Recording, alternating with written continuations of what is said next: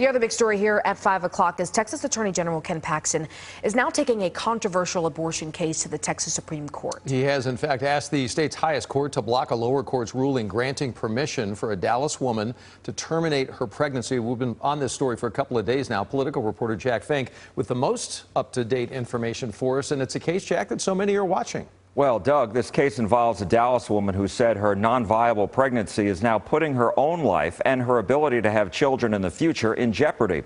Her lawyers and the Attorney General disagree over whether her case qualifies for the state's medical exception to have an abortion. One appellate attorney who's not involved in this case told us timing is key in this case. It is only good for 2 weeks. Attorney David Cole in Dallas said the Travis County judge's temporary restraining order allowing 31-year-old Kate Cox to get an abortion provides legal protection until days before Christmas.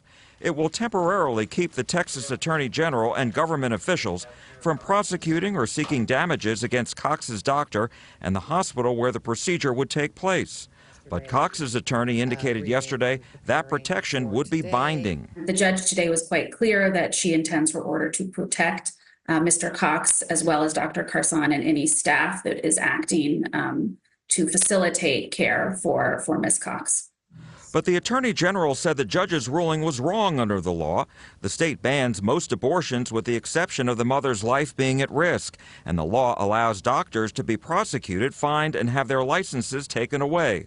Another law allows private citizens to file civil lawsuits against those who perform abortions and facilitate them. Cole said that could prove to be a problem for Cox, her doctor, and health care providers. The hospital, the doctors, the husband, and so on can certainly cite that order, and it may be persuasive to a judge down the road somewhere, but it may not be. It's not designed to be an absolute defense for all time. Paxton sent a letter to Cox's doctor and 3 Houston hospitals Thursday saying the TRO will not insulate you or anyone else from civil and criminal liability for violating Texas's abortion laws, including first-degree felony prosecutions and civil penalties of not less than $100,000 for each violation. A TRO is no substitute for medical judgment. In response, the Center for Reproductive Rights, which represents Cox and her doctor, accused Paxton of fear-mongering. Quote, he is trying to bulldoze the legal system to make sure Kate and pregnant women like her continue to suffer. Cole said if Cox were his client, he'd have this advice.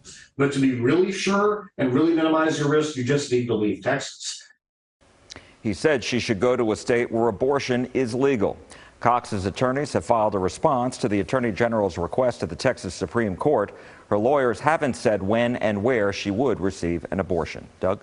We can't predict the future, but we can read some tea leaves. I know you can in this. What's the most likely scenario, you think, involving a decision by the Texas Supreme Court, at least with this case specifically? Well, David Cole told me that because of the quick timetable in this case, he believes the Supreme Court will deny getting involved now, but advise lawyers for Cox what state law is and the potential legal consequences in the future. Now, keep in mind, the Supreme Court just held a hearing involving a similar but larger case involving 20 women last week, and the highest court is considering whether the state's medical exception for complicated pregnancies is too vague.